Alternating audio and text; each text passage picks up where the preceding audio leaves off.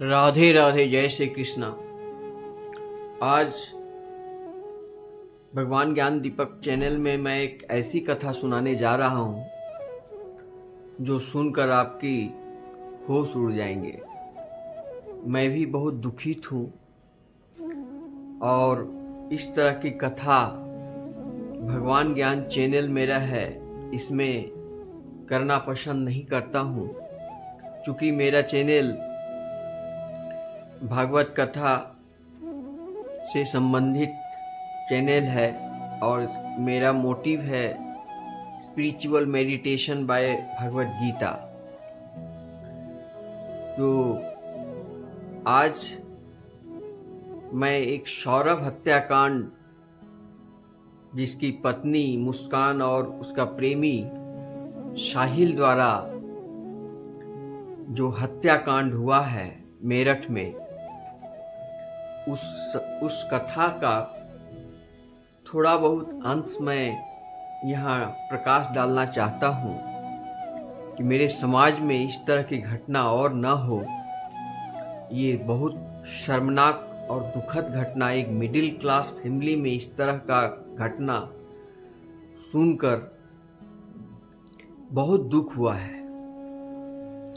और मैं ये कथा प्रकाशित करना चाहता हूँ। इसका मूल कारण है कि गीता में, वेद में, पुराण में, सभी ग्रंथों का कहना है कि गुण 3 प्रकार के होते हैं: सतोगुण, रजोगुण और तमोगुण। सतोगुण का मतलब सात्विक, रजोगुण का मतलब राजस और तमोगुण का मतलब तामस। तो तामसिक विचारधारा के अंदर ये कथा स्पष्ट है। और राम को जानने के लिए रावण को भी जानना पड़ता है, कृष्ण को जानने के लिए कंस का भी कथा सुनना ही पड़ता है। तो आइए समय को व्यर्थ न गवाएं और इस कथा से बहुत कुछ सीखने को मिलेगी। और साहिल मुस्कान का प्रेम कथा और सौरभ का हत्याकांड होना, इसमें तामसी कई तरह की बातें सामने आ रही है। जिसमें वो जो लड़का साहिल था, वो तंत्र मंत्र, नशा, ड्रग्स का शिकार था और वो उस लड़की को भी उस ड्रग्स के नशे में ले आया था और लड़की भी उसके बातों में आ गई थी। हत्या के 4 दिन पहले वो सौरभ और मुस्कान अपनी बेटी पीहू की बर्थडे में झूम झूम कर नाचे, झूम झूम कर खुशियां मनाए। मगर सौरभ को इस बात का पता नहीं था कि 4 दिन के बाद ही मेरे को कई टुकड़ों में कत्ल करके, और ब्लू रंग का जो, पहले तो वो सूटकेस में बंद करना चाहते थे, मगर उसमें जब नहीं हुआ तो वो एक वाटर ड्रम, जो ड्राम होता है, पानी का ड्राम होता है जो ब्लू रंग का था, उसमें टुकड़े टुकड़े करके डाल करके उसमें सीमेंट करके सील कर दिया गया और वो दोनों वहां से फरार हो गए। तो कहते हैं ना कि अपराधी चाहे कितना भी शातिर हो, मगर कुछ न कुछ सुराग वो छोड़ ही देता है। जिस समय वो भाग रही थी, उस समय वो उतना काम तमाम करके निकल गई, कामयाब हो गई और अपनी खुशियों में मनाली घूमने के लिए चली गई, अपना बॉयफ्रेंड के साथ। तो इधर किसी को शक हुआ, किसी ने देखा सौरभ को आते हुए देखा घर में, मगर जाते हुए किसी ने नहीं देखा। हालांकि इस घटना के बारे में खुलासा मुस्कान की मां ने की है। उन्होंने पुलिस को सारी बात बताई है। इसके बाद पुलिस अपनी कार्रवाई की और सीसी कैमरा से या मोबाइल का लोकेशन से अपनी कार्रवाई में उन दोनों को गिरफ्तार किया। गिरफ्तार करने के बाद वो जेल में गए।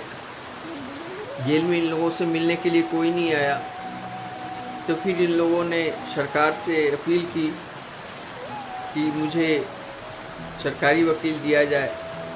तो रेखा जैन नाम का एक वकील वकालतनामा लेकर जेल में आई और इन लोगों से दस्तखत कराई।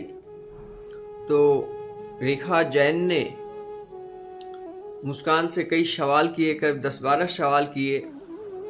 तो जिस प्रकार संक्षेप में बता रहा हूँ, पहला सवाल था कि तुमने साहिल से कब मुलाकात की? तो बोले कि मैं साहिल से बचपन से ही, स्कूल लाइफ में ही मैं इनके साथ थी। तो बोले तुम सौरभ से शादी की तो सौरभ को तलाक क्यों नहीं दी?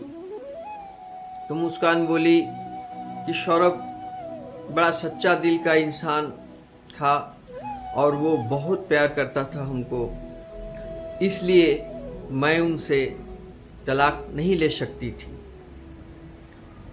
तो फिर तुमने उसको क्यों मारा? इस पर बोली कि मेरे मारने के पीछे एक ही वजह थी कि वो हमसे ज़्यादा अपने ड्यूटी, अपने जॉब पर ध्यान देते थे और लंदन विदेश में रहते थे और बहुत 2 साल पर 1 साल पर आते थे। तो इस बार जब आए थे तो बोले थे कि जाते समय मैं जो आया हूँ इस बार मैं 6 महीने बाद आऊँगा, उसने बोला था। लेकिन इसका जो प्रेमी साहिल इसका साथ में संपर्क में रहता था, इस बात का भनक सौरभ को लग चुकी थी, लेकिन सौरभ इस पर केयर नहीं किया और घटना का अंजाम दिया। उसको पहले गर्दन काट के बाथरूम में ले गया। बाथरूम में उसको कई टुकड़े करके जब पुलिस की छानबीन हुई तो सारी बात खुलासा हो गया और जो पुलिस को भनक मिली, जब सौरभ को वापस आते नहीं देखा गया, जाते नहीं देखा गया, घर से बाहर नहीं निकला, तो मुस्कान अपने मैके में अपनी माँ को बताई। तो माँ ने पूछा ऐसा तुम कैसे किया? तो मुस्कान बोली कि मुझे नशा के हालत में ऐसा मैं की हूँ। तो दूसरी तरफ साहिल के घर में जब तलाशी ली गई तो वहां पर शैतान का पिक्चर बनाया हुआ उसका रूम में देखा गया और इंजेक्शन द्वारा ड्रग्स लिया जाता था। तो इस प्रकार के लोग समाज में भरे पड़े हैं। तो इससे सावधान कैसे रहें, इसके लिए हमें चिंतन करना है, हमारे समाज को चिंतन करना है। ये ड्रग्स, नशा करने वाले लोग, साइको वाले लोग, और ये घटना बहुत ही आसानी से, बहुत ही स्वाभाविक रूप से हो गया और नशे की हालत में इंसान का सोचने की शक्ति खत्म हो जाती है और अपना इंजॉय को इतना प्रभाव कर देता है कि उस इंजॉय में क्राइम कर देता है। और इसी का एक नमूना ये है। फिर वकील ने मुस्कान से कई सवाल और किए कि तुमने अपने बेटी को, उसकी एक बेटी भी थी, बेटी को याद नहीं की, बेटी की याद नहीं रखी। तो इस पर वो बोली मेरे को खुद पता नहीं है कि मैंने क्या, कब, कैसे क्या किया। मतलब इस कहानी में इतना रहस्य है, पुलिस, वकील, सब कोई हैरान है और रोज नई नई खुलासा हो रहे हैं। मैंने क्राइम की कितनी सतह तक, नीचे तक था, इसका सही अंदाजा लगाना मुश्किल है। तो क्राइम क्राइम होता है और शातिर कितना भी चालाक क्यों न हो, एक दिन पाप का कर्म उसको भुगतना ही पड़ता है।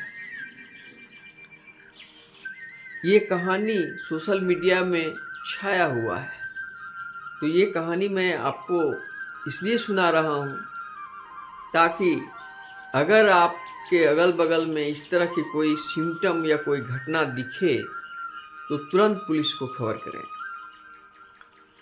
और मुस्कान जब चाकू, ड्राम, सूटकेस खरीदी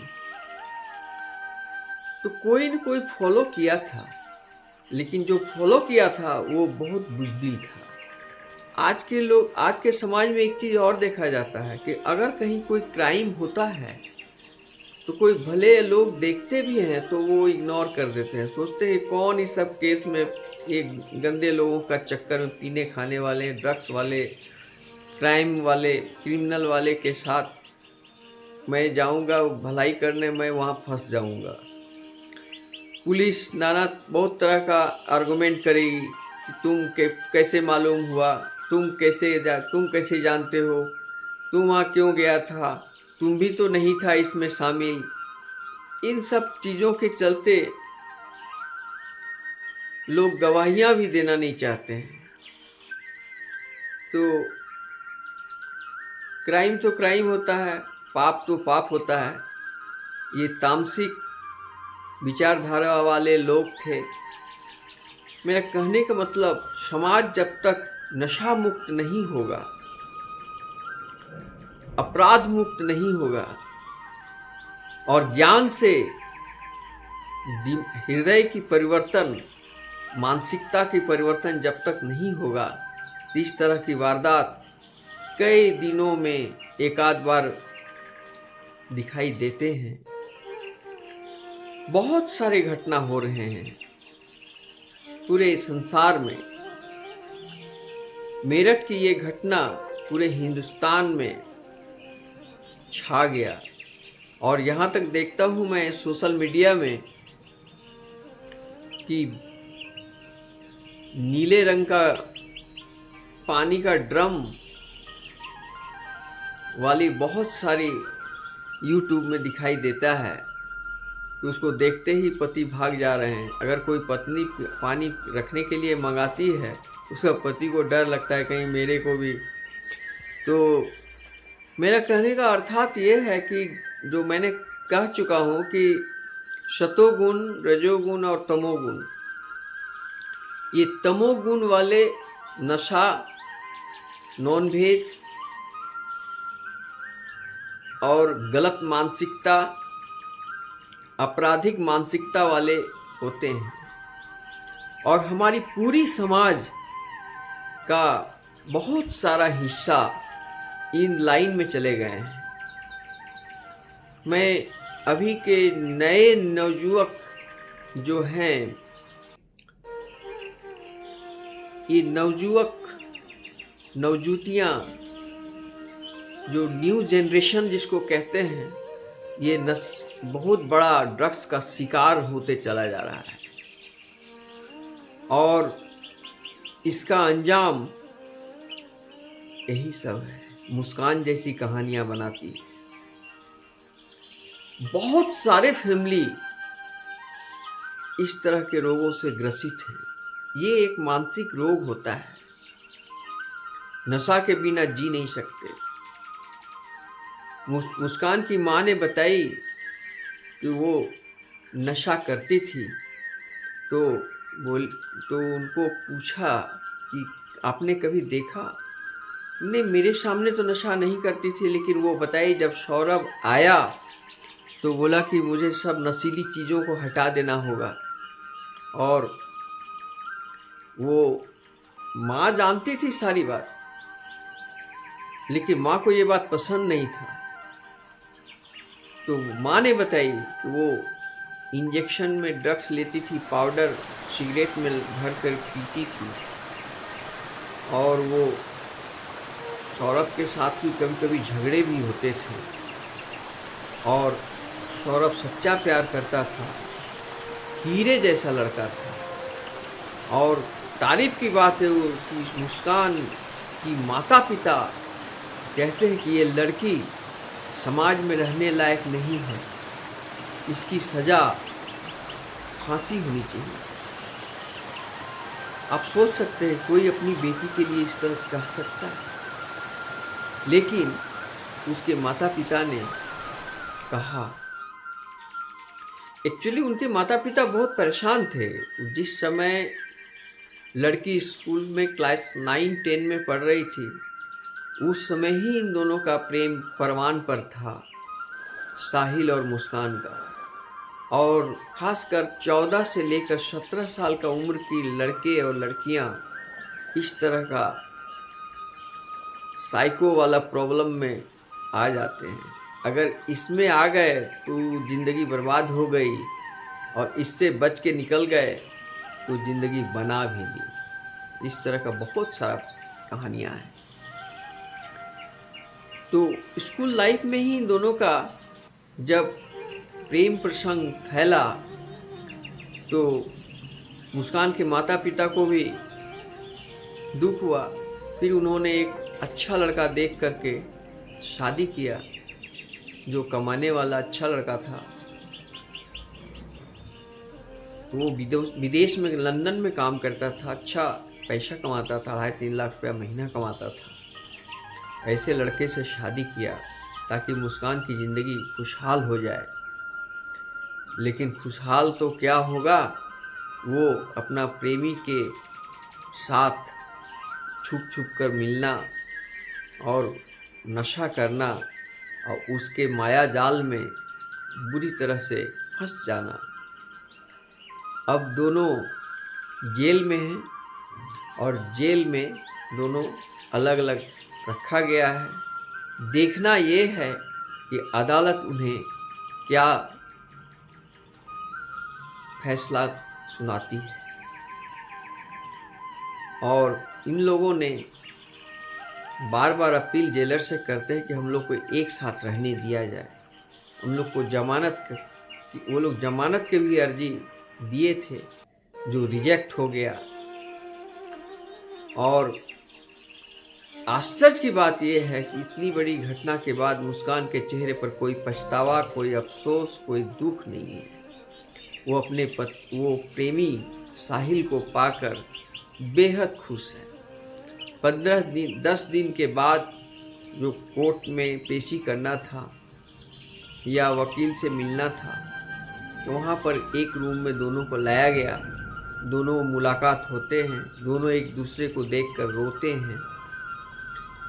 तो फिर दोनों, वो लड़की का कहना है कि मैं इसके लिए जान दे दूंगी, मुझे कोई परवाह नहीं है। वकील रेखा जैन ने पूछी कि इसके साथ तुम्हारा क्या रिश्ता है, तो उसने बताई कि इनके साथ मेरा वो रिश्ता है जो एक पति पत्नी के साथ जो रिश्ता होते हैं। तो तुमने शादी की ना? हाँ, हम लोग गुपचुप शादी कर लिए हैं। तो इसके लिए सर्टिफिकेट कुछ है? न सर्टिफिकेट नहीं है। इसके बाद फिर रेखा जैन ने पूछी कि तुमने कत्ल किस तरीके से किया? तो कभी बोलती कि मैं होश में नहीं थी, कोई बोलती कि मैं होश में थी। तो एक्चुअली में वो सौरभ को खाने में नशे की कोई चीज़ मिलाकर खाना खिला दी, और जब वो सो गया तो उसके बाद इसके आराम से सीने में चाकू मारकर उसकी हत्या की। उसके बाद बाथरूम में ले जाकर टुकड़े टुकड़े करके वो पहले सूटकेस में रखने की कोशिश की, फिर ड्राम में उसको सीमेंट करके बंद करके फरार हो गई। इतनी बड़ी घटना करने के बाद भी उसके चेहरे में कोई शिकन नहीं, कोई अफसोस नहीं था। लेकिन पर्दाफाश हो गया है और केस अदालत में है। देखना ये है इसका क्या फैसला, क्या जजमेंट होता है। इस तरह के वारदात और भी हो सकते हैं। इसके 3 कारण हैं। पहला कारण नशा, दूसरा कारण अज्ञानता, तीसरा कारण जो है वो तामसिक विचारधारा और तामसिक विचारों से ग्रसित हो जाना। ये एक प्रकार का मेंटल डिजीज है जो उसको साइको प्रॉब्लम होता है, वो वन साइडेड होता है। सौरभ जैसा लड़का, इतनी खूबसूरत लड़का, सभी चीज से सुखी और संपन्न था, फिर भी वो अपने यार यानी प्रेमी, आपने एक गाना सुना होगा, यार ना मिले तो मैं मर जाऊंगा। तो इस तरह का अंधा प्यार वाले, अब सौरभ की क्या गलती थी कि वो जब शादी किया तो कोई छानबीन नहीं किया। इसलिए इस कथा से मैं इस समाज को ये बताना चाहता हूं कि शादी एक पवित्र रिश्ता है, पवित्र संबंध है और आध्यात्मिक जीवन यात्रा है, जिसमें पति पत्नी के एक दूसरे पर जो संबंध है ये टोटली विश्वास पर निर्भर करता है। और जहां इस रिश्ते में विश्वासघात हो जाए तो मुस्कान, सौरभ और साहिल वाली कथा होने में कोई देरी नहीं लगेगी। तो इसलिए इस मानसिकता से निकलने के लिए नशा मुक्त समाज की जरूरत है और नशा करने वाले बच्चों से माँ बाप को सावधान रहना है और उन्हें ये मुस्कान वाली जो कहानी है, ये जो वारदात, ये घटना पूरे समाज को आंख खोल देने वाली है और जो सतर्क नहीं होंगे वो आगे चलकर बहुत दुष्परिणाम होंगे। इसलिए शादी विवाह करने से पहले लड़का हो या लड़की, पहले ये पता कर लो कि वो कोई नशा तो नहीं करता है। ये नशा हजारों लाखों फैमिली को बर्बाद कर दिया, पति पत्नी को अलग कर दिया, बच्चे को माँ बाप से अलग कर दिया, माँ बाप के बेटा बेटी खो गए, बच्चों के माता पिता खो गए, भाई बहन खो गए, दोस्त बंधु खो गए, समाज कलंकित हुआ, समाज दूषित हुआ। आज हमें कितना दुख की बात है कि हमारे भारत जैसे देश, जहां पर भागवत गीता, गंगा जैसी पवित्र नदी रहती है, वहां ऐसी ऐसी कहानियां समाज में आ रहे हैं। ये बहुत दुख की बात है। मैं बहुत दुखित हूं। मैं गीता का ज्ञान खुद अध्ययन करता हूं और मैं वीडियो के माध्यम से अपने सनातनी भाइयों को भी सुनाता हूं। मैं आज ये जो कथा सुनाया हूं, इनको आप और सुने, सोशल मीडिया से जाने, पहचाने और अपने आप को संभालें, अपने मानसिकता को पहचाने और अपने बच्चों की गतिविधियों को देखें, ध्यान दें। नहीं तो फिर आज वही मुस्कान की माँ की तरह फूट फूट कर रोना पड़ेगा। और मुस्कान के पिताजी और माताजी दोनों कितने दुख में हैं, आज अपनी ही पुत्री की फांसी की सजा हो ये कामना करते हैं। ये बहुत दुखद घटना है। इस घटना को जितने भी निंदा किया जाए वो उतना कम ही होगा। लेकिन नशा और नाश एक ही चीज है। ये नशा का दुष्परिणाम है, आपराधिक मानसिकता का परिणाम है और जो असामाजिक तत्व समाज में फैले हुए हैं उसका परिणाम है। ऐसे लोगों से सावधान रहना हमारा परम कर्तव्य होगा और बहुत वैवाहिक संबंध बहुत ही सोच समझकर करना चाहिए। अभी मुस्कान की वो बच्ची जिसकी नाम है पीहू, वो अभी अपने नाना नानी के घर में है और उसकी भी